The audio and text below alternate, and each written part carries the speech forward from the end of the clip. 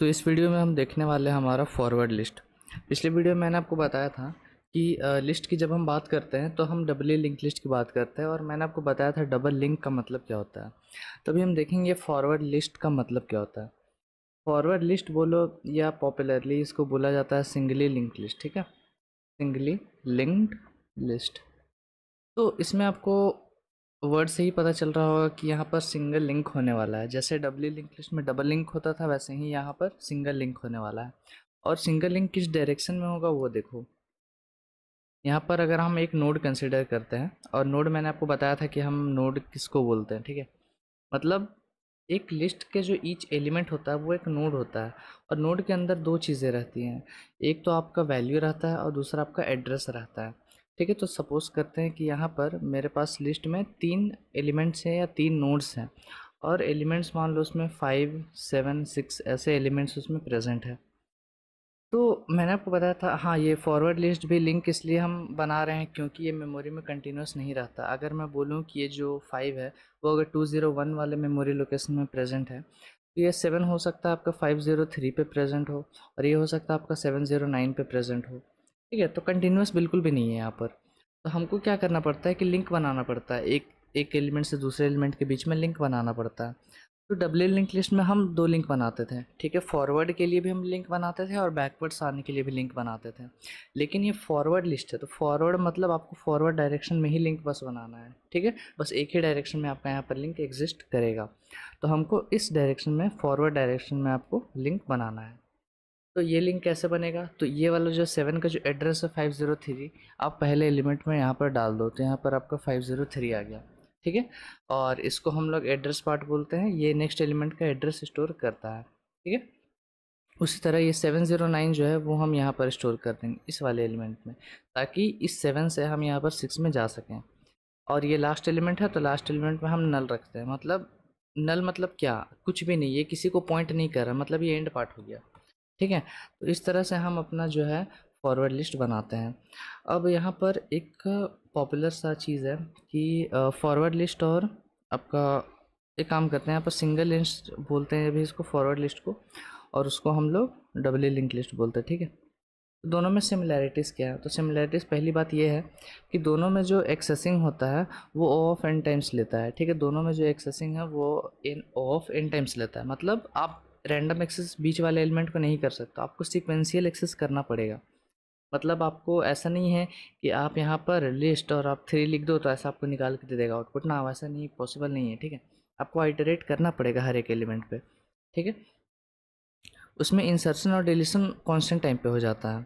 मतलब अगर मैं बोलूँ कि इस पॉइंट पे मेरे को कुछ इंसर्ट करना है, डिलीट करना है, तो वो कांस्टेंट टाइम में हो जाता है, और वो मैंने पिछले वीडियो में आपको बताया वो किस तरह से होता है। ठीक है, तो ये कुछ सिमिलैरिटीज़ हैं। अब बात करते हैं हम यहाँ पर डिफरेंसेस की, कि दोनों में डिफरेंस क्या है। तो देखो, सबसे बड़ा डिफरेंस है स्पेस का। स्पेस से मेरा क्या मतलब है? देखो, ये वाला जो एक नोड है वो कितना स्पेस ले रहा है, मेरे को सोच के बताओ। ये जो एक नोड है वो कितना स्पेस ले रहा है इन टोटल? आपको कैलकुलेट करना पड़ेगा। देखो, ये एक इंटीजर है तो ये 4 बाइट ले रहा है। ठीक है, ये 4 बाइट ले रहा है। और ये एक पॉइंटर है जो कि एक एड्रेस कंटेन कर रहा है, लेकिन ये एड्रेस भी है तो एक इंटीजर ही। मतलब अपना ये जो पॉइंटर है ये भी 4 बाइट ऑक्यूपाई कर रहा है। मतलब ये एक पूरा एक टोटल नोड जो है 8 बाइट आपका ऑक्यूपाई करके बैठा है मेमोरी में। ठीक है, 8 बाइट आपका ऑक्यूपाई करके बैठा है। सिंगली लिंक लिस्ट की हम बात कर रहे हैं।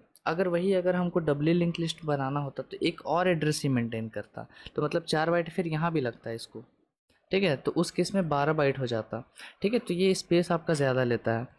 ठीक है, ये आपका ज़्यादा स्पेस लेता है, और ये आपका कम स्पेस लेता है। ठीक है, ये एक डिफरेंस हुआ।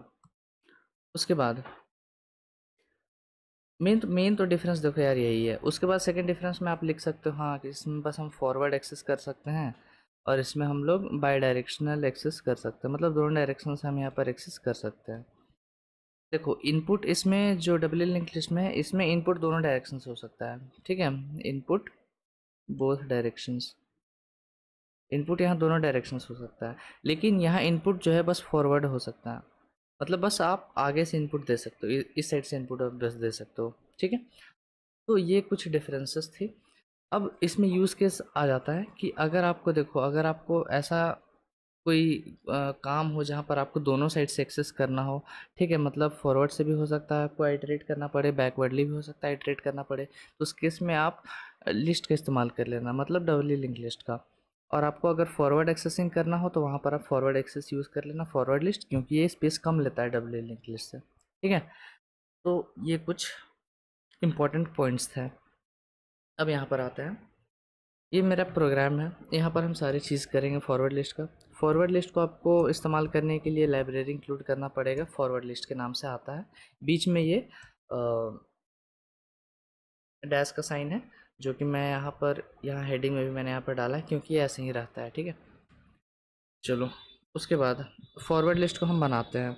तो फॉरवर्ड लिस्ट बनाने का तरीका क्या है, जैसा बाकी तरीका रहता है, आप यहाँ पर फॉरवर्ड लिस्ट लिखोगे और उसके बाद यहाँ पर किस टाइप का डेटा आएगा, फॉरवर्ड लिस्ट का नाम लिखोगे, फिर इसको इनिशियलाइज कर दोगे कुछ इस तरह से, ठीक है। ये आपको फॉरवर्ड लिस्ट बन चुका है। उसी तरह आप यहाँ पर इक्वल टू हटा के आप ये भी कर सकते हो, मैंने आपको बताया था, ठीक है। तो ये दोनों तरीका बिल्कुल वैलिड है, ठीक है। तो ये एक तरीका हो गया आपका बनाने का। उसके बाद दूसरा तरीका देखते हैं, असाइन मेथड से आप बना सकते हो। असाइन मेथड से आप यहाँ पर बना सकते हो, तो हम यहाँ पर असाइन फंक्शन लिख देते हैं। ये किस तरह से काम करता है वो देखो।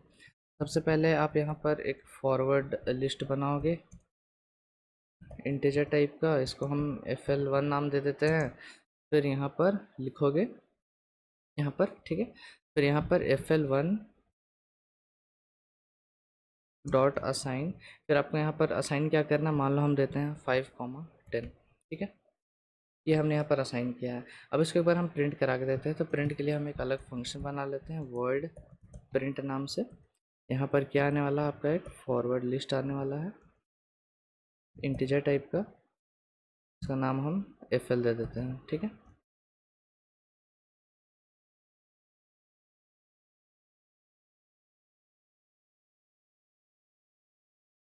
मैंने यहाँ पर ये फंक्शन बना दिया है प्रिंट कराने के लिए। अब हम इसको प्रिंट कराते हैं। देखो यार, ये जो फंक्शन है हम कैसे पास किए हैं, वो वेक्टर वाले लेक्चर में देख लेना, सारा सेम तरह से पास होता है, ठीक है। सारा कंटेनर सेम तरह से पास होता है।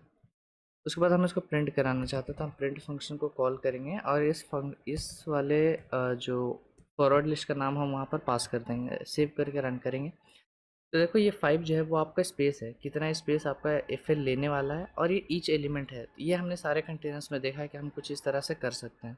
तो देखो यहाँ पर ये चीज़ हो गया है। ये पहला तरीका है जैसा अपना असाइन काम करता है। दूसरा तरीका देखते हैं। आप यहाँ पर एक काम करते हैं, ये हम एक फॉरवर्ड लिस्ट हमने बनाया, इसको 2 नाम दे देते हैं। उसके बाद fl2 डॉट असाइन असाइन, और यहाँ पर लिस्ट का आप डायरेक्टली यहाँ पर वैल्यू दे दो, ठीक है। तो ये भी एक तरीका है। इसको भी हम प्रिंट करा के देख लेते हैं। देखो यही सेम लिस्ट आपका वहाँ पर प्रिंट होने वाला है इस तरह से कुछ, ठीक है।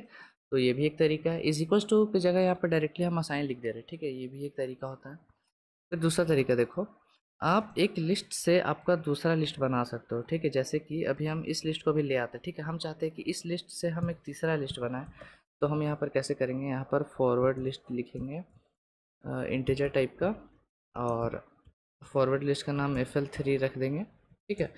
फिर fl3 डॉट असाइन, यहाँ पर fl2 है ना, सॉरी, डॉट बिगिन से लेके fl2 डॉट एंड।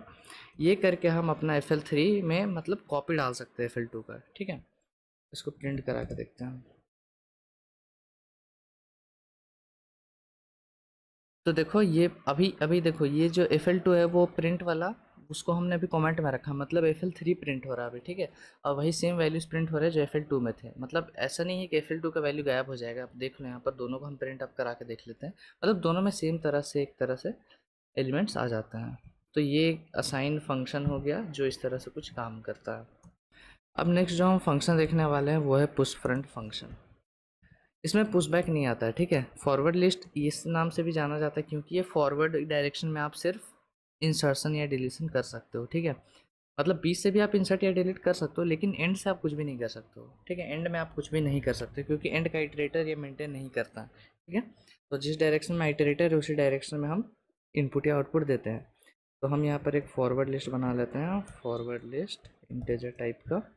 इसका नाम देते हैं FL4 मान लो, ठीक है। अब इसमें हमको एलिमेंट्स इनपुट करना है, तो हम for int i is equals to 1 से लेके i is less than 6 i plus plus, मतलब 1 से लेके 5 तक हम एलिमेंट्स इसमें डालने वाले हैं। हम यहाँ पर लिखेंगे FL4 डॉट, देखो अब हम जैसे ही मैं पुश फ्रंट लिख रहा हूँ, पुश में बस लिखूंगा तो यहाँ बस फ्रंट आ रहा है, ठीक है। यहाँ पर देखो अब पी अगर मैं बस डालूंगा तो बस दो सजेशंस मेरे को आ रहे हैं, यानी कि पॉप फ्रंट और पुश फ्रंट, मतलब इसमें पॉप बैक और पुश बैक वाले फंक्शंस नहीं होते हैं, बस इसमें फ्रंट से आप कर सकते हो, ठीक है। इसलिए इसको फॉरवर्ड बोलते हैं, फॉरवर्ड लिस्ट। तो अभी हम पुश फ्रंट करना चाहते हैं और आई को हम इंसर्ट करना चाहते हैं, ठीक है, और इसको हम प्रिंट कराना चाहते हैं, तो प्रिंट FL4, तो सेव करके हम रन करते हैं। तो देखो यहाँ पर 5 4 3 2 1। अब ये इस डायरेक्शन में क्यों हुआ, मैंने आपको रीज़न पिछली वीडियो में बताया था, चलो फिर भी हम आपको यहाँ पर बता देते हैं। ये आपका मान लो कि फॉरवर्ड लिस्ट है, ठीक है। आप इसमें पहले 1 डालना चाहते हो, ठीक है। पुश फ्रंट मतलब आगे से डाल, पुश फ्रंट का मतलब ये नहीं होता है कि फ्रंट वाले पोजीशन पे ये पुश हो जाएगा, नहीं, इसका मतलब ये नहीं होता है। इसका मतलब ये होता है कि आप जो एलिमेंट डालते हो वो इस डायरेक्शन से इनपुट होगा और सबसे एंड में जाके चला जाएगा, ठीक है। तो 1 यहाँ पर आ गया पुश फ्रंट, मतलब आगे से आप इंसर्ट कर रहे हो, फिर 2 आएगा तो 2 इधर चला जाएगा इस डायरेक्शन में, फिर 3 आएगा तो इधर चला जाएगा, 4 आएगा तो इधर चला जाएगा, 5 आएगा तो यहाँ पर आ जाएगा।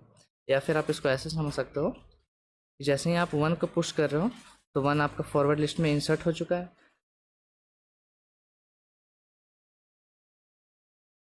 उसके बाद जैसे ही आप 2 इंसर्ट करते हो तो पुश फ्रंट मतलब आगे इंसर्ट होने वाला, मतलब यहाँ पर आ जाएगा वो 2।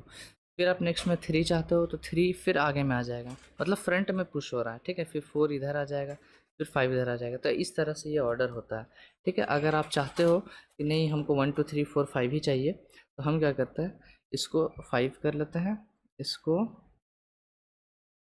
ग्रेटर देन 0 कर लेते हैं और इसको आई माइनस माइनस करते हैं, तब ये 1 2 3 4 5 आपका आ जाएगा, ठीक है। क्योंकि इस बार हम 5 को पहले इंसर्ट कर रहे हैं, 4 3 2 1, तो ये 1 से लेकर 5 तक इस तरह से आ गया। तो ये हुआ आपका पुश फ्रंट। और पॉप फ्रंट भी आप जानते ही हो, तो हम क्या करते हैं, अभी फ़िलहाल के लिए इसको कमेंट से हटाते हैं, इसी में हम पॉप फ्रंट भी लगा देते हैं, ठीक है। फोर्थ वाले लिस्ट में FL4 में हम पॉप फ्रंट का ऑप्शन लगा देते हैं, FL4 डॉट पॉप फ्रंट, फिर हम इसको प्रिंट करा देते हैं, प्रिंट FL4, ठीक है। तो आपका जो पहला एलिमेंट है वो यहाँ पर हट चुका है। तो इस तरह से कुछ ये पॉप फ्रंट और पुश फ्रंट काम करता है। बैक से इसमें कुछ भी ऑपरेशन नहीं परफॉर्म किए जाते हैं, ये चीज़ हमेशा दिमाग में रखना, ठीक है। नेक्स्ट जो हम फंक्शन देखने वाले हैं वो है इंसर्ट आफ्टर। अब देखो यहाँ पर ना चीज़ें थोड़ी सी अजीब हो जाती हैं, क्योंकि देखो यहाँ पर क्या डिफरेंस आता है। इंसर्ट आफ्टर देखो आपको किस तरह से काम करता है, जैसा आपका नाम बोल रहा है इंसर्ट आफ्टर, मतलब आप जो पोजीशन दोगे उसके बाद में ये इंसर्ट करेगा, ठीक है। उसके बाद में ये इंसर्ट करेगा, लेकिन बाकी इंसर्ट में हम देखते थे कि जिस पोजीशन पे आप इंसर्ट बोल रहे हो उसी पोजीशन पे वो इंसर्ट करेगा, ठीक है। तो इसका मतलब ये है, जैसे मेरे लिस्ट में अगर यहाँ पर, जैसा मेरे लिस्ट में, अरे यार,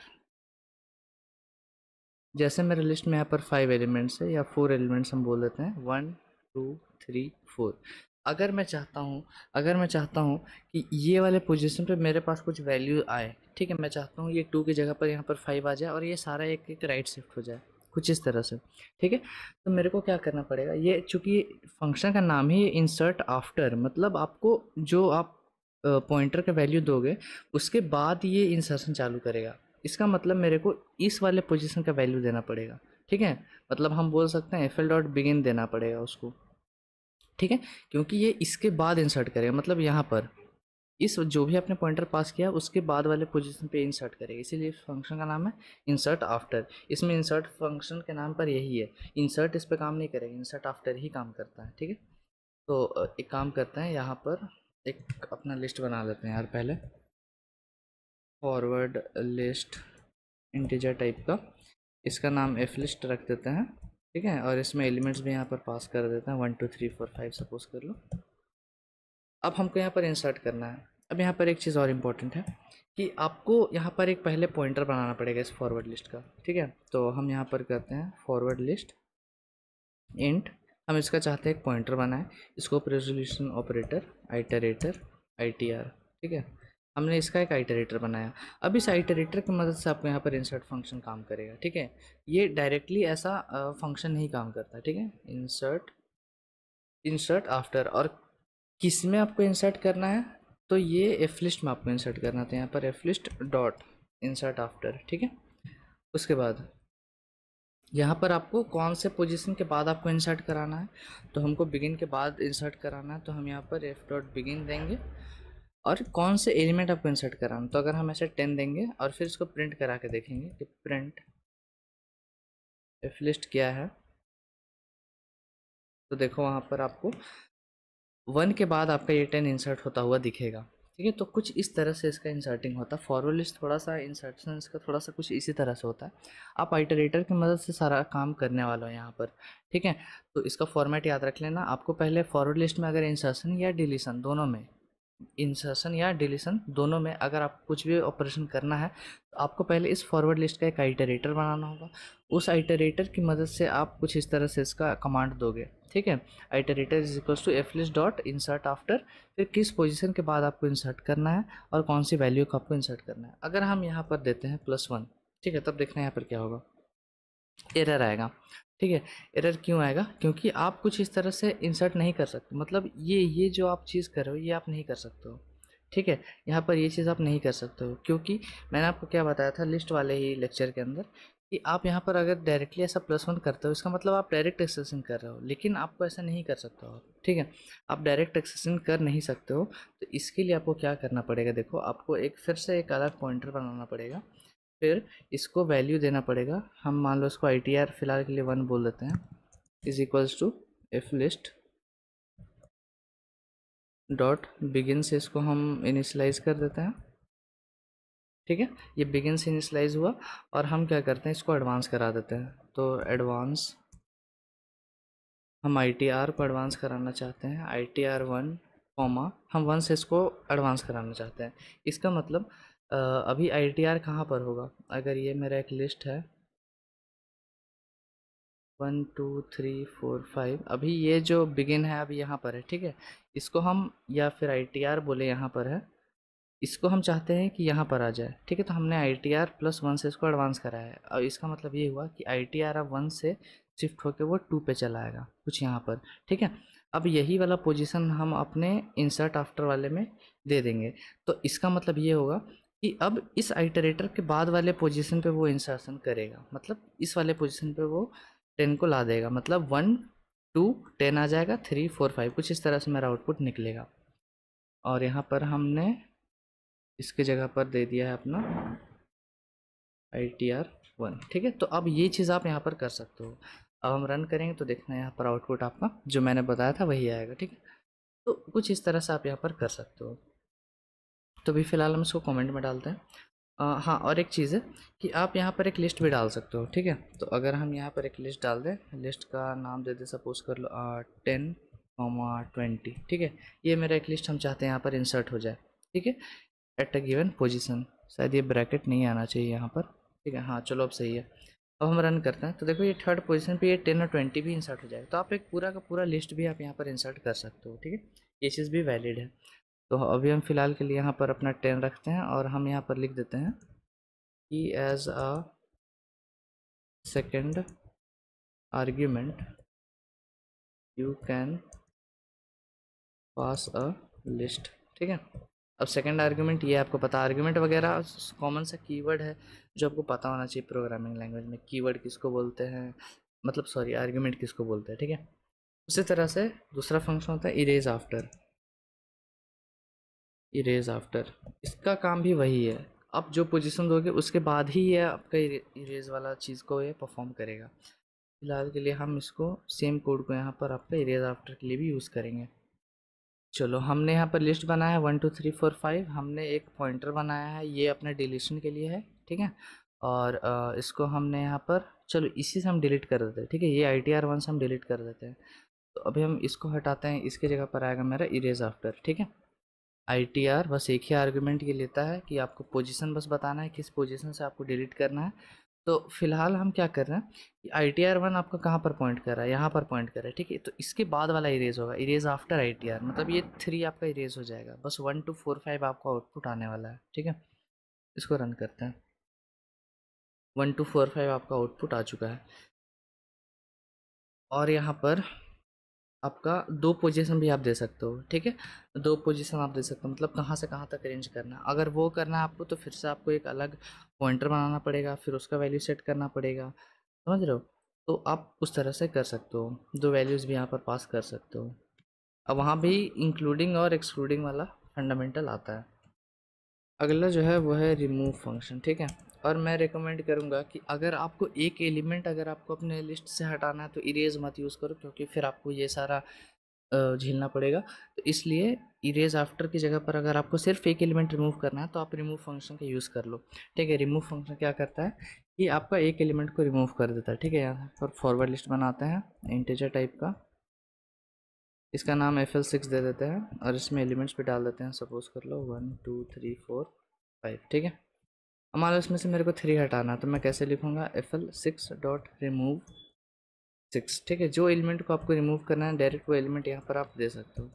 अब यहाँ पर हम प्रिंट कर देंगे FL6 को, रन करते हैं।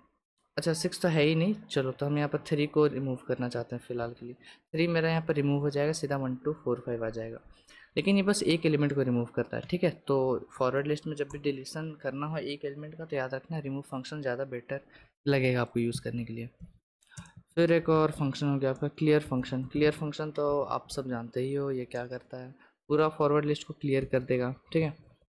तो यहाँ पर एक फॉरवर्ड लिस्ट बनाते हैं इंटीजर टाइप का, इसका नाम FL7 देते हैं।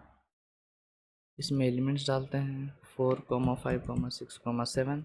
फिर यहाँ पर देंगे मान लो FL7 डॉट क्लियर, फिर इसको प्रिंट करा लेंगे, प्रिंट FL7। तो कुछ भी प्रिंट नहीं होने वाला है यहाँ पर, ठीक है। देखो कुछ भी प्रिंट नहीं हुआ। तो ये फॉरवर्ड लिस्ट का कुछ फंडामेंटल्स था और कुछ इंपॉर्टेंट फंक्शन थे। फॉरवर्ड लिस्ट बेसिकली आप मतलब कम ही यूज़ करोगे, ज़्यादातर आप डब्ल्यू लिंक लिस्ट ही यूज़ करोगे, लेकिन फिर भी मैंने आपको ये बता दिया। तो आई होप आपको समझ में आया होगा कि फॉरवर्ड लिस्ट क्या होता है, हम इसको कैसे यूज़ करते हैं। अगर वीडियो अच्छा लगा तो लाइक कर देना, चैनल को सब्सक्राइब कर देना, अपने दोस्तों के साथ शेयर करना। हम मिलेंगे आपसे नेक्स्ट वीडियो में, तब तक के लिए keep coding and bye bye.